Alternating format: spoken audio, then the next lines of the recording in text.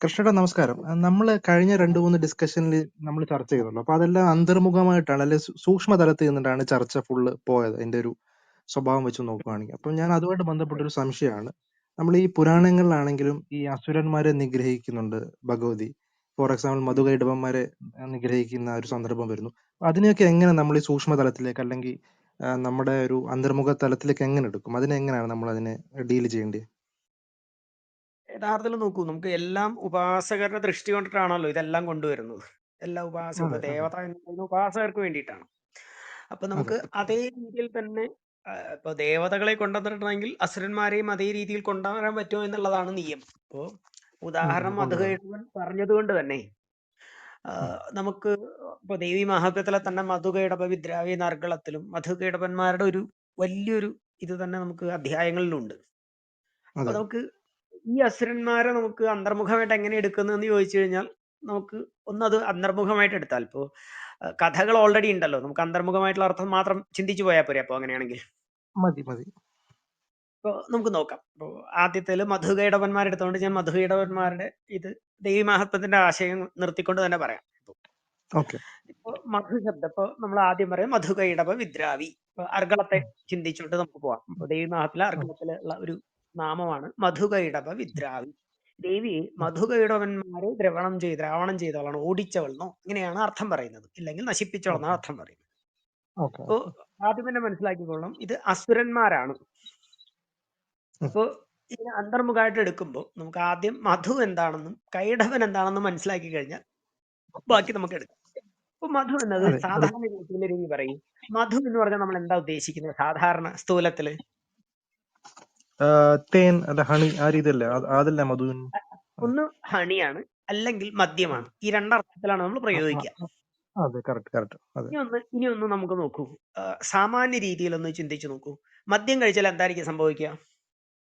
ആ, മദ്യം കഴിച്ചു കഴിഞ്ഞാൽ അത് മത്ത് എന്ന് പറയാം, അല്ലെങ്കിൽ ബുദ്ധി ഭ്രമിക്കുക, അല്ലെങ്കിൽ മനസ്സിന്റെയും തലച്ചോറിനെയാണ് അത് ബാധിക്കുക. ബുദ്ധിയുടെയും അസ്ഥിരത ഉണ്ടാവും, ആണല്ലോ. അതെ, അതെ, അതെ. ഈ നേരെ തേനീച്ചയുടെ മധു കഴിച്ചാൽ എന്താ ഗുണം ഉണ്ടാവുക? ശാരീരികമായിട്ട് അതിന് പോഷണം അങ്ങനെ കാര്യങ്ങളുണ്ട്. എന്നാൽ പോലും അതായത് അതും മധു മധുരം എന്ന് ആയതുകൊണ്ട് ഒരു പരിധി വിട്ട്. അതെ, അല്ല, സാമാന്യമായി മധു എന്ന് പറയുന്നത് നിങ്ങൾക്ക് തേൻ ശരീരത്തിന് ഗുണകരമാണ്, ആണല്ലോ എന്ന് വിചാരിക്കും. ഗുണകരമാണ്. അതെ, അതെ, അതെ. രണ്ട് കറക്റ്റ്. രണ്ട് രണ്ട് വ്യത്യസ്ത ഭാവങ്ങളെ നമുക്ക് കണക്കാക്കാം. തേൻ എന്ന് ഉം. പറയും നിങ്ങളുടെ ശരീരത്തിന് നല്ലതായി വരുമ്പോൾ ഉം. മദ്യം എന്തായി മാറുന്നു? ദോഷമായിട്ടാണ് ബുദ്ധിയുടെയും മാറുന്നത്. അസ്ഥിരതയെ വരും മാറുന്നു, ആണല്ലോ. ഉം. അതായത് അതെ. മധു നിങ്ങൾക്ക് കഴിക്കുമ്പോൾ നിങ്ങളുടെ പ്രവൃത്തി ഏറ്റവും ഗുണകരമാവുമ്പോൾ ഇപ്പുറത്തെ ഉം. സൈഡിൽ അതേ കൊണ്ടുള്ള മദ്യം നേരെ അസ്ഥിരത ഉണ്ടാക്കും, ആണല്ലോ. അതെ, അതെ, അതെ, ഇനി അതെ. നമുക്ക് ഇത് എന്താണ് ഇത് ആസുരിക ഭാവത്തിൽ ഇത് ഒരു സ്ഥൂലമായി മനസ്സിലേക്ക് നിർത്തും. ഉം. ഇനി നമുക്ക് നോക്കൂ. മധു എന്ന ദ്രവ്യത്തെ ആധാരമാക്കി ആയിരിക്കില്ല അങ്ങനെയാണെങ്കിൽ നമ്മൾ ഗുണത്തെ ഉപയോഗിച്ചിട്ടായിരിക്കുമല്ലോ ഇതുവരെ നമ്മൾ ആശയത്തെ സ്പഷ്ടീകരിച്ചിരിക്കുന്നത്, അതല്ലേ? അതെ, അതെ. അങ്ങനെയാണെങ്കിൽ നോക്കൂ. ഒരു മധുശബ്ദം പ്രകടിപ്പിക്കുന്നത് ഒരു തേനീച്ച അനേകായിരം പൂക്കളിൽ പോയിരുന്ന് അവിടെ നിന്ന് ശേഖരിക്കുന്ന തേനിന് തന്റെ ഉള്ളിൽ പാകപ്പെടുത്തിയാണ് തേൻ ഉണ്ടാക്കുന്നത്, ആണല്ലോ. അതെ, അതെ, അതെ. അങ്ങനെയല്ലേ? അതായത് ഒരു തേനീച്ച എത്ര സ്ഥലങ്ങളിലേക്ക് പോകുന്നുണ്ടാവും? ഒരുപാട്, ഒരുപാട് സ്ഥലങ്ങളിൽ ഇപ്പം. അതെ. അപ്പോ അതുകൊണ്ടാണ് നമ്മൾ സാധാരണ മധുശബ്ദത്തിന് സമാസം പറയാറുണ്ട്. മന്യന്തെ വിശേഷേണ ജാനന്തി ജനായസ്മിൻ.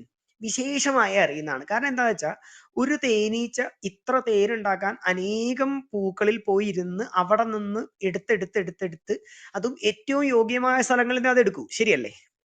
എടുക്കുള്ളൂ. അതെ. കറക്റ്റ്. ഏറ്റവും ഗുണകരമായിരിക്കുന്ന സ്ഥലങ്ങളിൽ പോയി ശേഖരിച്ച് അതിനെ പാകപ്പെടുത്തിയാണ് ഒരു തേൻ ഉണ്ടാക്കുന്നത്. ശരിയാണല്ലോ? അതെ. ഏറ്റവും ഗുണകരമായത്. അതേപോലെ ഒരു വ്യക്തി നമ്മളുടെ സാമൂഹികമായ ഇന്ദ്രിയങ്ങളിലൂടെ നമുക്ക് സാമൂഹിക വശങ്ങളിൽ നിന്ന് നമ്മളുടെ ഇന്ദ്രിയങ്ങളിലൂടെ വ്യവഹാര രൂപത്തിൽ അനേകായിരം വിഷയങ്ങളെ സ്വീകരിച്ചിട്ടാണ് എന്തുണ്ടാക്കുന്നത്?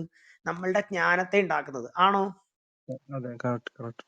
ബുദ്ധിപൂർവം ചിന്തിച്ച് ആ ചിന്തയിലൂടെ ജ്ഞാനത്തെ ഉറപ്പിച്ച് വേണ്ടത് നിലനിർത്തിക്കൊണ്ടാണ് നമ്മൾ എന്ത് ചെയ്യുന്നത്? ഏറ്റവും കൺസെപ്റ്റ് ആയിരിക്കുന്ന നമ്മളുടെ ജ്ഞാനത്തെ ഉണ്ടാക്കുന്നത്, ശരിയാണോ? Correct, correct. അതെ. അതായത് ഏറ്റവും ശുദ്ധമായി നിങ്ങൾ ശേഖരിച്ചാൽ അതിന് ഏറ്റവും ഗുണകരമായിരിക്കുന്ന മധു ഇല്ലെങ്കിൽ നിങ്ങളുടെ ജ്ഞാനം ഉണ്ടാവും, ആണോ? അതെ. പ്രകാരം തേനീച്ച തേൻ ശേഖരിക്കുന്നത് പോലെ, ആണോ? Correct, correct. അതന്നെ. ഇനി നേരെ തിരിച്ചു നോക്കൂ. ആസുരികമായത് ഉണ്ടാക്കുകയാണെങ്കിൽ എന്തായിരിക്കും സംഭവിക്കുക വ്യവഹാരത്തിൽ? അതായത് വിഷയങ്ങളിലൂടെ നിങ്ങൾ അനേകായിരങ്ങളിൽ നിന്നുണ്ടാകുന്ന വിഷയങ്ങൾ നേരെ ആസുരികമായാൽ എന്തായിരിക്കും ഉണ്ടാകുക? ജ്ഞാനമായിരിക്കും അജ്ഞാനമായിരിക്കും? അജ്ഞാനമായിരിക്കും. ഇനി ആസുരിക മധു എന്ന് പറയും, മധു കൈടവന്മാർ അസുരന്മാരാണെന്ന് പറയുന്നത് കൊണ്ട് തന്നെ നേരെ പറയുന്നുണ്ട്, ഒരു അസുരൻ എന്ന് പറയുന്നത് അസുക്ഷേപണേ, ഇന്ദ്രിയങ്ങളെ ക്ഷേപണം ചെയ്യുന്നവരാണ് അസുരന്മാർ എന്ന് നേരെ പറയുന്നുണ്ട്. അപ്പോ എന്താണോ ശുദ്ധമായിരിക്കുന്നത് അതിന് നേരെ വിപരീതമായ ഭാവത്തെയാണ് നമ്മൾ എന്ത് പറയുന്നത്?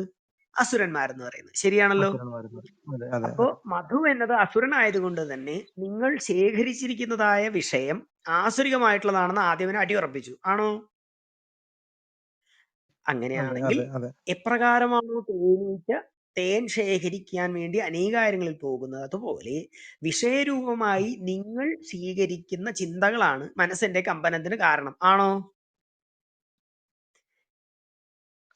എപ്രകാരം മദ്യം കഴിക്കുന്നത് പോലെ നിങ്ങൾക്ക് മനസ്സിന് അസ്ഥിരത ഉണ്ടാവും. ആണല്ലോ? ഉണ്ടാവില്ലേ? ഇപ്പോ ഒരു ദിവസം ജോലിക്ക് പോകുന്ന രവി എന്ന കുട്ടി പെട്ടെന്ന് ആളുകൾ മുഴുവനും കൂടെ ചീത്ത പറയുക, അനാവശ്യ കാര്യങ്ങൾ പറയുമ്പോൾ അന്ന് വൈകുന്നേരം മുഴുവനും മനസ്സിന് അസ്വസ്ഥമായിട്ട് കിടന്നുറക്കും. എന്തുകൊണ്ടായിരിക്കും? അത് വ്യത്യസ്തമാണ് സംഭവം. അതെ, വ്യക്തിയും വിഷയരൂപമായി സ്വീകരിക്കുന്നല്ല, മാനസികമായ കമ്പനത്തിന് അസ്ഥിരതയ്ക്ക് കാരണമായി ഭവിക്കും. ആണോ? ആ വിഷയരൂപമായ കമ്പനത്തെ ഉണ്ടാക്കുന്നത് ആരാണോ ആ ആസുരികമായ ഭാവത്തെയാണ് മധു എന്ന് പറയുന്നത്. അതുകൊണ്ട് തന്നെയാണ് ഈ മധുശബ്ദത്തിന് മനു എന്ന ധാതുവാണ് പ്രയോഗിച്ചിരിക്കുന്നത്. ജ്ഞാനം, അവബോധനം. അതായത് മധുശബ്ദം വന്നിരിക്കുന്നത് ജ്ഞാനം, അവബോധനം എന്നിങ്ങനെയുള്ള മനുധാതുവാണ്.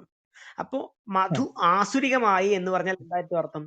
നിങ്ങളുടെ ജ്ഞാനവും അതിൻ്റെതായ അവബോധനവും നേരെ വിപരീതമായിരിക്കുന്ന ആസുരികമായി എന്നർത്ഥം. ക്ലിയർ ആയോ? അത് ഉണ്ടാക്കുന്നവൻ ആരാണോ അത് മധു എന്ന അസുരനായി. ആണോ?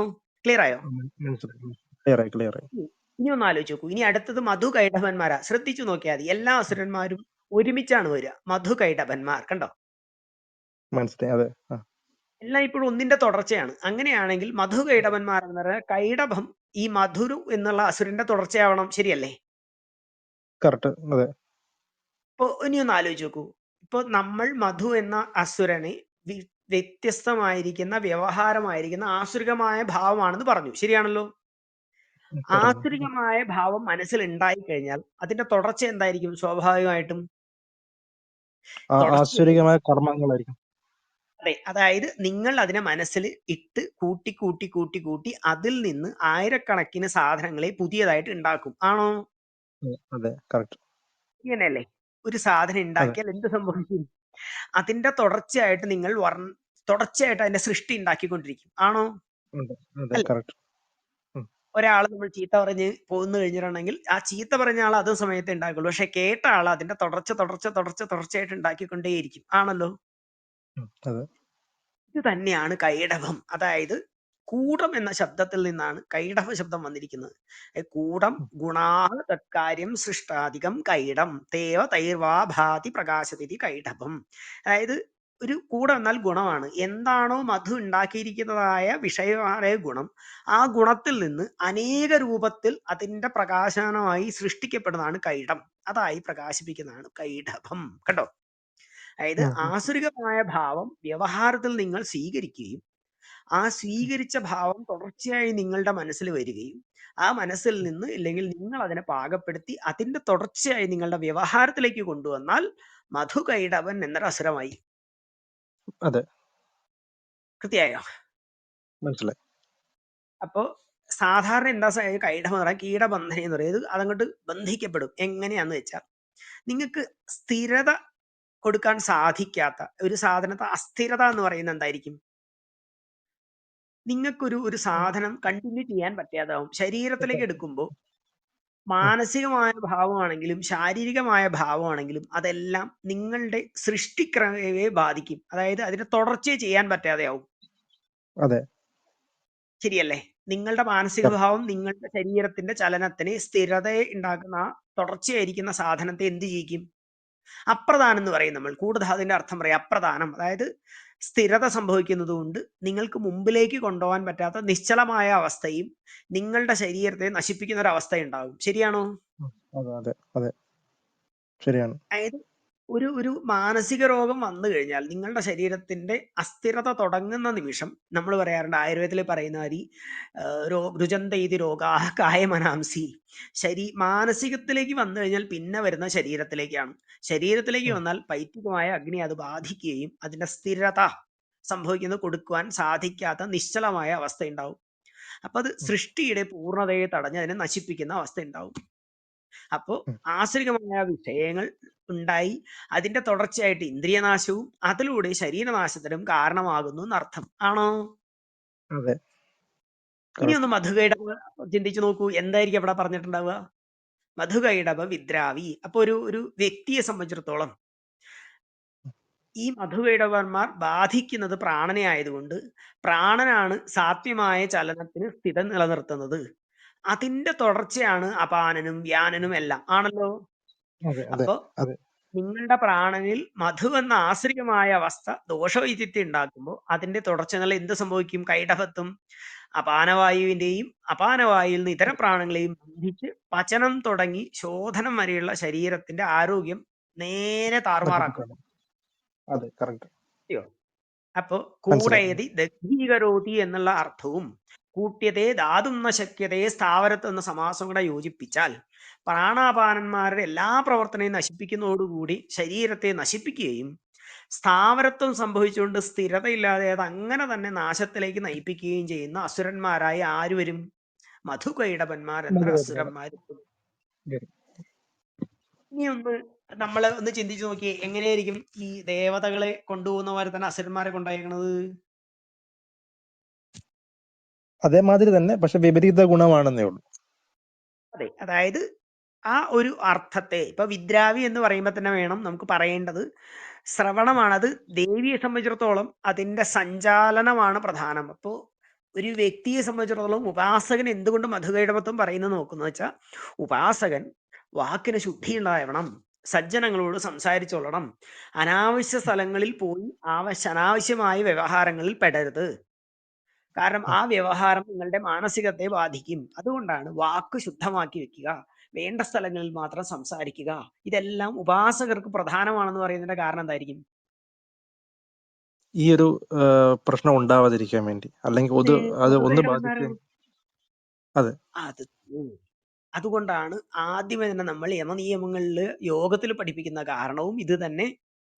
നമ്മളെല്ലാവരും ഒരു കാരണവശാലും ഈ വിഷയങ്ങളിൽ പെടരുത് എന്ന് പറയുന്നതിന്റെ കാരണവും ഇതൊക്കെ തന്നെയാണ്. ഇതാ, മനസ്സിലായി മനസ്സിലായി. അപ്പോ നമ്മളെ സംബന്ധിച്ചിടത്തോളം ഇത് പറയാൻ ഭയങ്കര ഈസിയാണ്.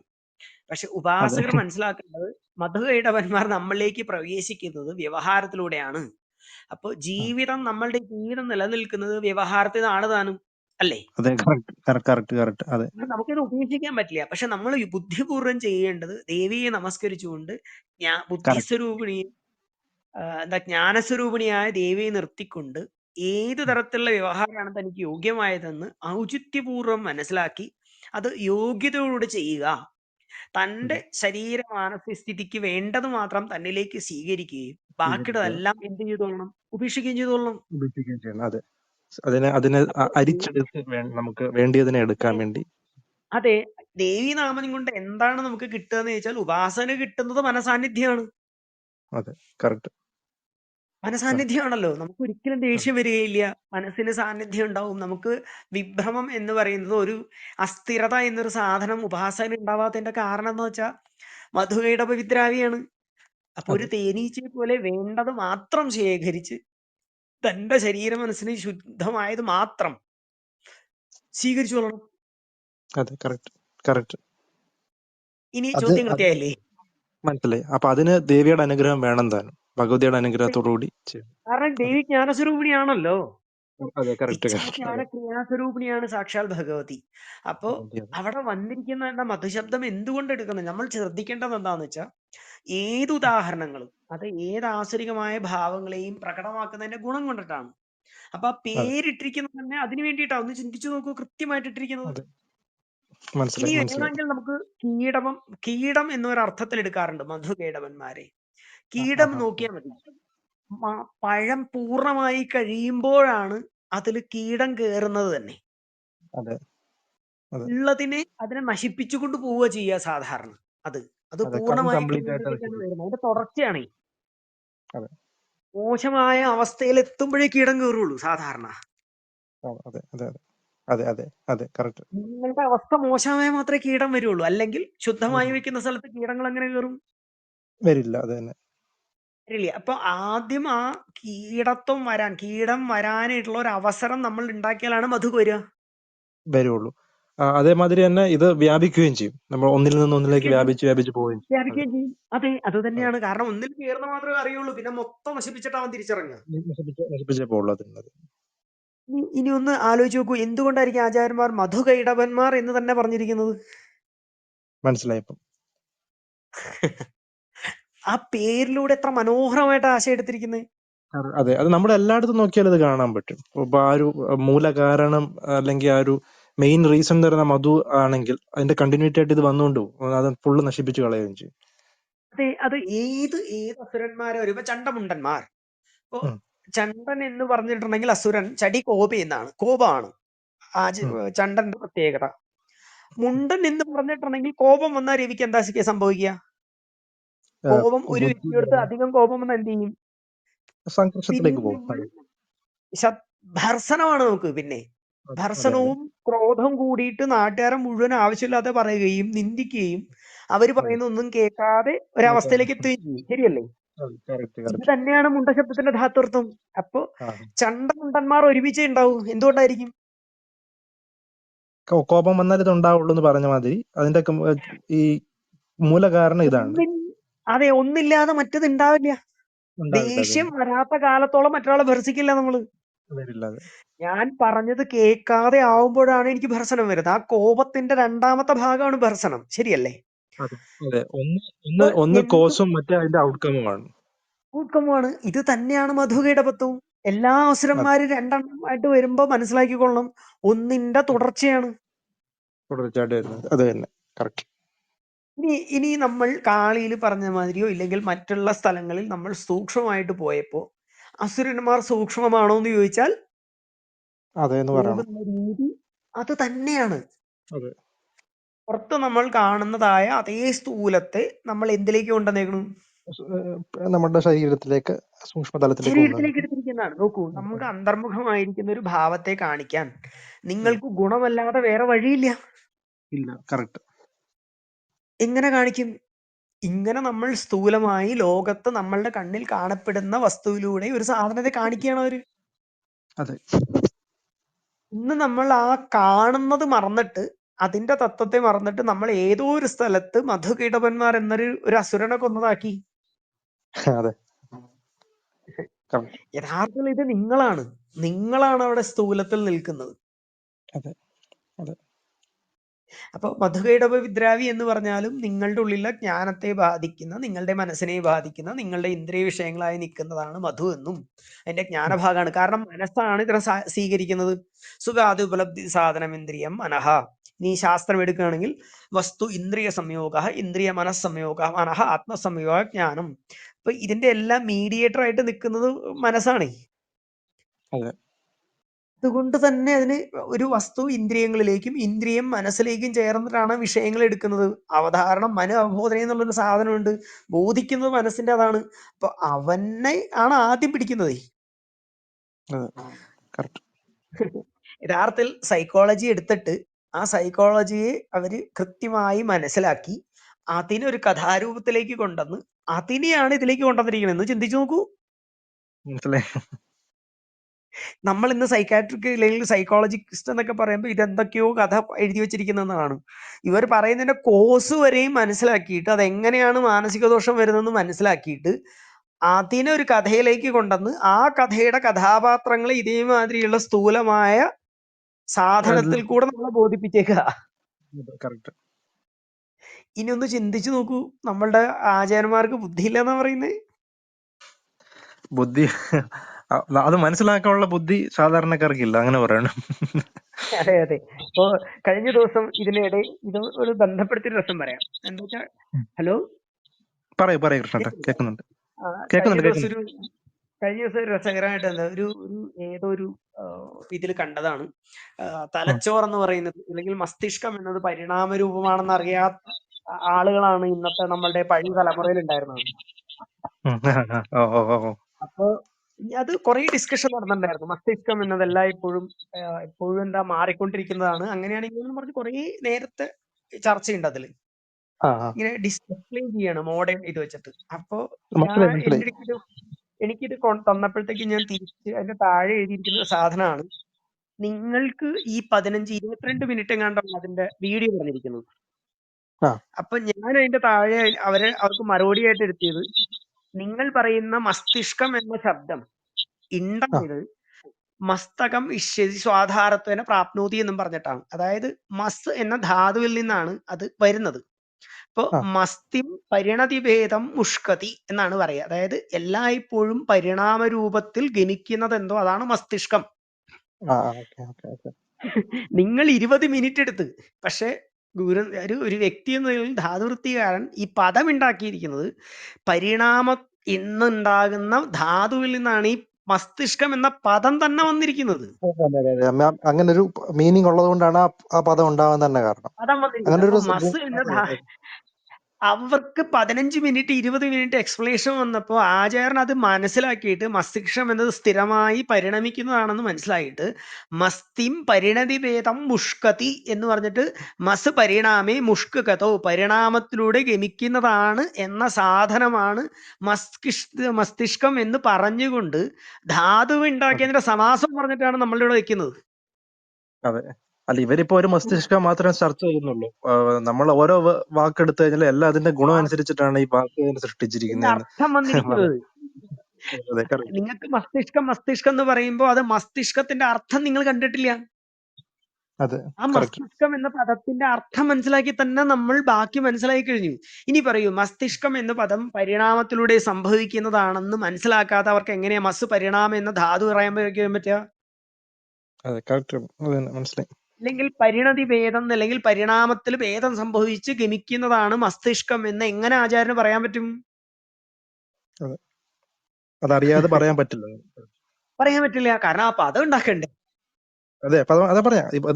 ഇവരിപ്പോ മസ്തിഷ്കം എന്ന ഒരു കാര്യത്തിൽ മാത്രമേ ഡിസ്കസ് ചെയ്യുന്നുള്ളൂ. അതെ, നമ്മളിപ്പം ഓരോ പദം എടുത്താലും എല്ലാം ഈ ഗുണം മനസ്സിലാക്കിയിട്ട് തന്നെയാണ് ആ പദത്തിന് അങ്ങനെ ഒരു ഈ ശബ്ദം വരാൻ കാരണം. അപ്പൊ പദം അങ്ങനെയാണെങ്കിൽ വരാൻ കാരണം. എല്ലാത്തിന്റെ ആചാര്യം അതെ. കോടാനുകോടി പദങ്ങളുടെ അതെ, അതെ. അപ്പൊ എല്ലാത്തിന്റെ കാരണം ആർക്കറിയാം? ഒന്ന് ശ്രദ്ധിച്ചു നോക്കണം. ഒന്നോ രണ്ടോ പദത്തിന്റെ അല്ല, സകല പദത്തിന്റെയും നിരുക്തം വെച്ചിട്ട് അതിന്റെ അതെ. ഗുണത്തെ യോജിപ്പിച്ചുകൊണ്ടാണ് പറഞ്ഞിരിക്കുന്നത്. എത്ര പദം ഉണ്ടോ ആ പദങ്ങളെല്ലാം അത് തന്നെ അങ്ങനെ പറയേണ്ടി എല്ലാം. വരും. അതെ, ഞാൻ സ്ഥിരമായിട്ടൊരു വ്യാകരണവും നിരുക്തന്റെ വിഷയം ഞാൻ സ്ഥിരമായിട്ട് പറയുന്നതാണ്. ഈ ആചാര്യന്മാർ എങ്ങനെയാണ് ഇത്രമാത്രം പദങ്ങൾക്ക് ഇങ്ങനെ റൂട്ട് ഉണ്ടാക്കിയതെന്നേ അതെ നമുക്ക് ചിന്തിക്കാനേ പറ്റാത്ത വിധത്തില. ഇത് തന്നെയാണ് ഈ വ്യാസന്റെ മൊത്തം ഗ്രന്ഥങ്ങളിൽ നമ്മൾ കണ്ടു കാണുന്നത്. ഇല്ലെങ്കിൽ മഹാഭാരതം അതെ. ആയിക്കോട്ടെ, വ്യത്യസ്ത അത് ഫോർ ഗ്രന്ഥങ്ങളിലെല്ലാം ഇങ്ങനെ എക്സാമ്പിൾ പറയുകയാണെങ്കിൽ അതുപോലത്തെ ഒരു ആചാര്യന്മാർ ഇപ്പോൾ ഉണ്ടെങ്കിൽ, അല്ലെങ്കിൽ ഇപ്പൊ ഏലിയനേറ്റിക് ആയിട്ടൊരു സംഭവം ഞാനൊരു എക്സാമ്പിൾ പറയാം, ഹൈപ്പോത്തറ്റിക്കലി ഒരു സംഭവം ഇവിടെ ഉം. വന്നു. ഇപ്പോൾ ഇന്നത്തെ ഈ ആൾക്കാർക്ക് അതിനെ എങ്ങനെ റെപ്രസെന്റ് ചെയ്യണം എന്ന് അറിയാതിരുമ്പോൾ ഈ ആചാര്യന്മാർ അതിന്റെ ഗുണം മനസ്സിലാക്കി അതിനൊരു വാക്ക് സൃഷ്ടിക്കും. അതാണ് അതെ. സംഭവം എന്ന് പറയുന്നത്. ഇപ്പൊ എന്താ സംഭവിച്ചെന്ന് വെച്ചിട്ടുണ്ടെങ്കിൽ, എന്താണത് പറയുന്നതെന്ന് ഗുണത്തെ ചിന്തിക്കുന്നതിന് പകരം ആ സ്ഥൂലമായ സാധനത്തെ മാത്രം നമ്മൾ അങ്ങോട്ട് എടുത്തു. അതെ കറക്റ്റ് കറക്റ്റ്. അവിടെയാണ് നമ്മളിപ്പോ പെട്ടിരിക്കുന്നത്. ഇപ്പൊ ഭാഗവതം പറയുമ്പോഴും ദേവി മഹാത്മ്യാദി പുരാണങ്ങൾ പറയുമ്പോഴും വെറും കഥ മാത്രം പറഞ്ഞു പോകുമ്പോൾ അതിന്റെ ഉള്ളിൽ ആ പദം എന്തിനെയാണ് റെപ്രസെന്റ് ചെയ്യുന്നതെന്ന് പറയാതെ, അതെ അല്ലെങ്കിൽ അതിന്റെ ഗുണകർമ്മങ്ങളെ പറയാതെ സാമാന്യ അർത്ഥം മാത്രം പറഞ്ഞാൽ നമ്മൾ പെട്ടു. അതെ കറക്റ്റ്. ദേവത എന്ന് പറഞ്ഞാൽ ദ്യോതനി. ദേവത എന്ന് പറഞ്ഞാൽ ദ്യോതിപ്പിക്കുന്നതാണ്. നിങ്ങളുടെ ശരീരത്തിലെ ഇന്ദ്രിയങ്ങളാണ് ദ്യോതിപ്പിക്കുന്നത്. അതുകൊണ്ടാണ് ദേവത എന്നതിന് പേര്, ദേവന്മാർ എന്ന് പറയുന്നത്. അതെ ദേവതകളുടെ രാജാവ് ഇന്ദ്രനാണ്. എന്താ അതെ കാര്യം? ഇതം ദമയതീതി എന്നിപ്രകാരം ഇന്ദ്രിയങ്ങളെ ദമനം ചെയ്യുന്നത് കൊണ്ട് ഇന്ദ്രൻ. അതുകൊണ്ട് ഇന്ദ്രനെ ഇതന്ത്രൻ എന്നർത്ഥം. കണ്ടോ? ഇന്ദ്രനാണ് മനസ്സ്, അതുകൊണ്ട് മനസ്സാണ് ഇന്ദ്രിയങ്ങളെ നിയന്ത്രിച്ചു കൊണ്ടുപോകുന്നത്. നോക്കിയേ, അല്ല, ഇങ്ങനെ അതിലേക്ക് യോജിപ്പിച്ചാൽ ഏതാ ഈ ജിജ്ഞാസയും നമ്മുടെ ഒരാൾക്കാരെ ജിജ്ഞാസ അത് ഈ സൂക്ഷ്മ തലത്തിലേക്ക് പോയി കഴിഞ്ഞാൽ തീരാവുന്ന പ്രശ്നമേ ഉള്ളൂ. എന്തുകൊണ്ട് ദേവത എന്ന് വിളിക്കുന്നു എന്നൊരു ചോദ്യം വന്നു കഴിഞ്ഞാൽ ഈ പ്രശ്നം പരിഹരിക്കപ്പെട്ടു അവിടെ. അതുപോലെ തന്നെ ഓരോ ഇതിന്റെ കാര്യത്തിൽ കൂടെ ഒരു സാധനം കൂടെ പറയാം, ഒന്നും കൂടെ പറഞ്ഞു. ഇപ്പൊ ദേവഭാഷ എന്ന് പറയും സംസ്കൃതത്തെ. എന്തുകൊണ്ടാന്ന് വെച്ചാൽ ദേവന്മാർ സംസാരിച്ചിരുന്ന ഭാഷ ആയതുകൊണ്ടിട്ടല്ല.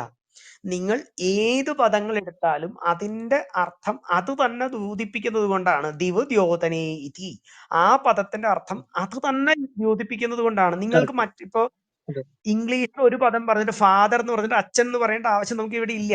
പിത എന്ന് പറഞ്ഞാൽ ആ അർത്ഥത്തിൽ തന്നെയാണ് പിതാമാതാവ്, പാപാലന പോഷണേ, ഇങ്ങനെ നമ്മൾ പഠിച്ചു വന്ന ആ പദം തന്നെ മതി. അതെ, കറക്റ്റ്. എന്തുകൊണ്ട് അതുകൊണ്ടാണ് ഫാദർ അതിന്റെ ദേവഭാഷ. അതെ, എന്തുകൊണ്ട് ഫാദർ എന്ന് അച്ഛനെ വിളിക്കുന്നു എന്ന് ചോദിച്ചു കഴിഞ്ഞാൽ ഉത്തരം ഇല്ല. അതിപ്പോ വേണമെങ്കിൽ അവര് പറയും ലാറ്റിനിലുണ്ട് അങ്ങനെയാണ് ഇങ്ങനെയാണെന്നൊക്കെ പറയും. പക്ഷെ അത് എന്താന്ന് ചോദിച്ചാൽ അവർക്ക് ഉത്തരവില്ല. പക്ഷെ ഇവിടെ ഉത്തരവുണ്ട്. ഇതിന്റെ ഗുണവും ഇതിന്റെ കർമ്മവും വെച്ച് ഉത്തരവുണ്ട്. അതാണ് സംഭവം. ഇപ്പോ ഏറ്റവും ഒന്നും കൂടെ പറഞ്ഞിട്ട് ഇതിന്റെ ഇപ്പോ നമ്മൾ ലാളന എന്ന് പറയില്ലേ, ലാളിക്ക എന്ന് പറയില്ലേ കുട്ടികളെ? അതെ. എന്തുകൊണ്ട് ലാളിക്ക എന്ന് പറയുന്നത്? അതിന്റെ റൂട്ട് എങ്ങനെയാണെന്ന് എനിക്കറിയില്ല. അല്ല, ഒരു സാധാരണ സ്ഥൂലത്തിൽ എന്താ ലാളന? എന്താ അർത്ഥം? ഒരു കുട്ടിയെ ഞാൻ ലാളിക്കുന്നു, യഥാർത്ഥത്തിൽ എന്താണെന്നറിയാം എന്റെ സൂക്ഷ്മത? ലളിതമാക്കുക എന്ന് പറഞ്ഞാൽ ഒരു കുട്ടിയെ ലാളിക്കുന്നു എന്ന് പറഞ്ഞാൽ ആ കുട്ടിയുടെ ഇച്ഛ എന്താണോ ആ ഇച്ഛക്കനുസരിച്ച് ഞാൻ ആ കുട്ടിയുടെ പുറകെ കിടക്കുമ്പോൾ ലാളന വരിക ആണോ? കറക്റ്റ്. വഴങ്ങുമ്പോ അതെ. ഞാൻ എന്റെ ഇച്ഛകളെ മാറ്റിയിട്ട് ആ കുട്ടി എന്താണോ ഇച്ഛിക്കുന്നത് അതിനനുകൂലമായി സഞ്ചരിക്കുമ്പോഴാണ് ലാളന എന്ന് പറയുന്നത്. ആണോ? അതെ. അത് തന്നെയാണ് അതിന്റെ അർത്ഥവും. ലല് ഇച്ഛായാം, കണ്ടോ? ലല് വിലാസേ ലല് ഈപ്സായാം. എന്താണോ ആ കുട്ടി ആഗ്രഹിക്കുന്നത്, ഒന്നിന്റെ ആഗ്രഹം, ആ ആഗ്രഹത്തിന് അനുയോജ്യമായി സഞ്ചരിക്കുന്നതാണ്. കണ്ടോ? ഉപലാളന എന്ന് പറഞ്ഞാൽ ഇല്ലെങ്കിൽ ഒന്നിന്റെ കൂടെ അതോടുകൂടി സഞ്ചരിക്കുന്നത്. ഇച്ഛ എന്താണ് ഇച്ഛ അതിനോട് കൂടെ സഞ്ചരിക്കുന്നതാണ്. ഒന്ന് ആലോചിച്ച് നോക്കിയേ. അപ്പൊ സ്നേഹം എന്ന് പറയുന്നത് ആ കുട്ടി ആഗ്രഹിക്കുന്നത് എന്താണോ അല്ലെങ്കിൽ ഒരു വ്യക്തി ആഗ്രഹിക്കുന്നത് എന്താണോ അതിനോട് കൂടെ സഞ്ചരിക്കുന്നതാണ്. അതെ, കറക്റ്റ്. ഇനി ഒന്ന് ലളിത എന്തായിരിക്കും അപ്പോ? രണ്ടിനും ധാതു ഒന്ന് തന്നെയാണ്. അതെ. എന്തായിരിക്കും ലളിത? അപ്പൊ അത് അവിടെ ഒരു ചോദ്യം വരും, ആരുടെ ഇച്ഛയാണ്? നമ്മുടെ ഇച്ഛക്കനുസരിച്ച്. അപ്പൊ നമ്മുടെ ഇച്ഛക്കനുസരിച്ച് അതല്ലേ ഇപ്പൊ എങ്ങനെ വരുന്നത്? അത് തന്നെ ഇച്ഛാസ്വരൂപിണി, ഇച്ഛാജ്ഞാന ക്രിയാസ്വരൂപിണിയാണല്ലോ. അതെ, കറക്റ്റ്. നിങ്ങൾ എന്താണോ ആഗ്രഹിക്കുന്ന ആ ദേവി അതേ രൂപത്തിലാ വരിക. അതെ, കറക്റ്റ്. ഇച്ഛയാണ് നിങ്ങളുടെ ഇച്ഛക്കനുസരിച്ചാ. ദേവിയുടെ സ്വരൂപത്തിൽ നിങ്ങൾ മാതൃഭാവത്തിൽ കാണുകയാണെങ്കിൽ മാതൃഭാവം, അന്നപൂർണയാണെങ്കിൽ അന്നപൂർണ, സരസ്വതി ആണെങ്കിൽ സരസ്വതി, ഏത് ഭാവത്തിൽ കാണുന്നു ആ ഭാവത്തിൽ ആ ദേവി നിൽക്കുക. അതെ. നിൽക്കുന്നത് ഒന്ന് ആലോചിച്ച് നോക്കൂ. ഇല്ലല്ല ഇച്ഛായാം, കണ്ടോ?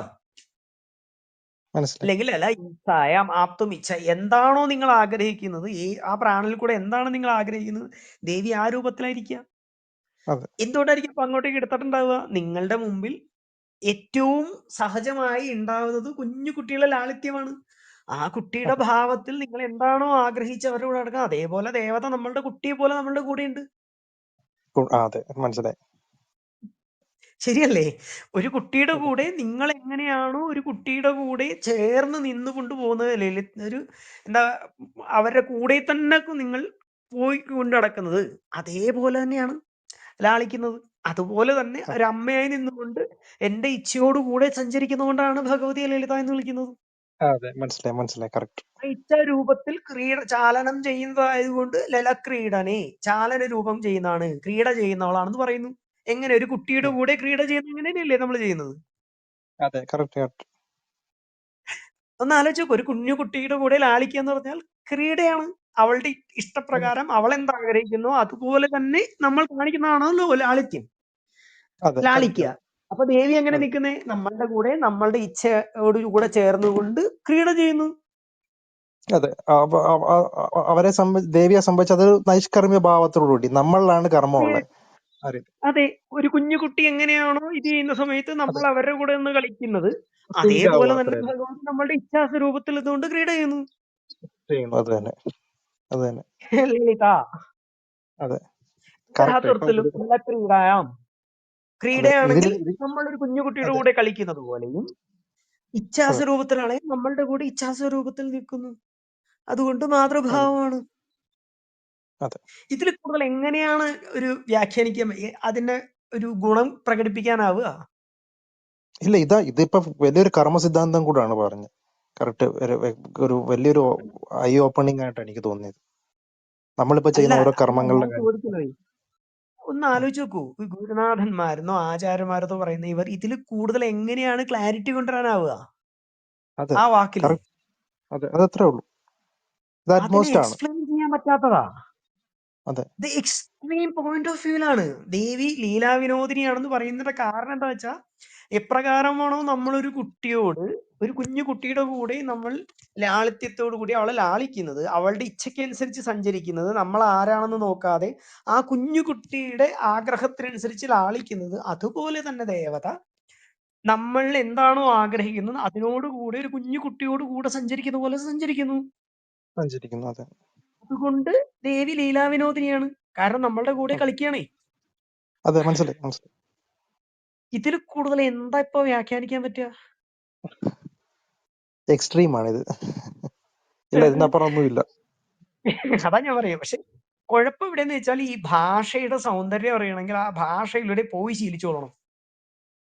ആ, അല്ലെങ്കിൽ ഇത് എന്താണെന്ന് മനസ്സിലാവില്ല ഈ പറയുന്നത്. അതെ, നിങ്ങൾക്ക് വ്യാഖ്യാനിക്കാൻ എളുപ്പമാ, പക്ഷെ ഈ ഗുണം കിട്ടണമെങ്കിൽ ആ ഭാഷയുടെ സൗന്ദര്യത്തെ അറിഞ്ഞ് അതിന്റെ ഗുണകർമ്മ ഭാഗങ്ങളിലേക്ക് ഇതിനെ കൊണ്ടുവരാനാവണം നമുക്ക്. അല്ലെങ്കിൽ ഇത് മനസ്സിലാവില്ല. മധുകേടവന്മാർ ഏതോ ലോകത്തുള്ള അസുരന്മാരാവും, ചണ്ടമുണ്ടാസുരന്മാർ ഏതോ ലോകത്തുള്ള ഏതോ സ്ഥലത്തുള്ള യുദ്ധം ചെയ്യുന്നതാവും. ഇതുമായിട്ട് നമുക്ക് ഒരു ബന്ധം ഉണ്ടാവുന്നതാന്ന് തോന്നുന്നു. അതുകൊണ്ടാണ് കുട്ടികൾ അതെ. ചോദിക്കുക, ഏതോ ലോകത്തിൽ 2 അസുരന്മാരെ ദേവി കൊന്നതുകൊണ്ട് ഞങ്ങൾ എന്തിനാ ഭജിക്കുന്നത്? അതെ, അതിലെ കറക്റ്റ്. നമ്മളിലേക്ക് അത് എങ്ങനെ എങ്ങനെ ബാധിക്കുന്നു എന്നുള്ളതാണ് ഫസ്റ്റ് ഡിസ്കസ് ചെയ്യുന്നത്. അതെ, അതാണ് അത്യാവശ്യം വേണ്ടത് നമുക്ക്. അത് അതെ, കൊണ്ടുവന്നാൽ നമ്മൾ കളി ജയിക്കും. അതെ, ഇപ്പൊ കറക്റ്റ്. കൃത്യമായില്ലേ? ഇനി പറയൂ, കാളിയും അസുരന്മാരെല്ലാവരും നമ്മളിലേക്ക് വരുന്നത് മനോഹരമായിട്ടല്ലേ? അതെ, കറക്റ്റ്. ഇത് പറയാൻ പറ്റുമോ എന്നുള്ളത് എത്ര പേർക്ക് പറയാൻ പറ്റുമെന്ന് മനസ്സിലാവില്ല കേട്ടോ. ഇത് പറയുന്നതിനേക്കാളും അപകടം എന്താന്ന് വെച്ചാൽ, മറ്റുള്ളവരെ ബോധിപ്പിക്കാനുള്ള ഭാഷ കൊണ്ടുവരിക എന്നുള്ളത് ഒരു വലിയൊരു അപകടമാണ്. ഇതാണ്, ഇത്രയേ ഉള്ളൂ. ഇതാണ് നമ്മൾ കൃഷ്ണനായിട്ട് ഇപ്പൊ പറഞ്ഞ മാതിരി ഇപ്പൊ ഈ പറഞ്ഞാണ് ഇതിന്റെ എക്സ്ട്രീം എന്ന് പറയുന്നത്. ഇത് ഇത് കേൾക്കുമ്പോ അല്ലെങ്കിൽ ഇത് കേട്ടിട്ട് ഒരാൾക്ക് അവർക്ക് പ്രേരകമാവേണ്ടി ഇങ്ങനെയാണ്. അങ്ങനെയാണെങ്കിൽ എല്ലാം ഇതുമായിട്ട് യോജിപ്പിക്കേണ്ടതാണ്. ഇപ്പൊ ഭയങ്കര നമ്മൾ ഭംഗിയായി, കേട്ടിട്ടുള്ളത്. ഭയങ്കര രസമാണ്. അതെ, അതെ. ഇതൊന്ന് മൊത്തം ഒന്ന് പുരാണങ്ങളും ഇതിഹാസങ്ങളും ഈ രീതിയിലൊന്ന് ചിന്തിച്ചു നോക്കൂ. ബ്യൂട്ടി ചിന്തിച്ചു നോക്കിയ അതെ, ഭയങ്കര രസാ, ഭയങ്കര രസാ. ഏതായാലും നമുക്ക് നോക്കാം. ഇനിയുള്ള ഡിസ്കഷനിൽ ഇതേമാതിരി ഓരോ സബ്ജക്ട് എപ്പോഴെങ്കിലും ഒക്കെ നോക്കിക്കൊണ്ട് പോവാം നമുക്ക്. അതെ, അതെ, അതെ, കറക്റ്റ്. അപ്പൊ ഏതായാലും ഇനി ഇതിന്റെ തുടർച്ച അടുത്ത ചർച്ച എപ്പോഴെങ്കിലും നോക്കാം കേട്ടോ. തീർച്ചയായിട്ടും, തീർച്ചയായിട്ടും കൃഷ്ണൻ.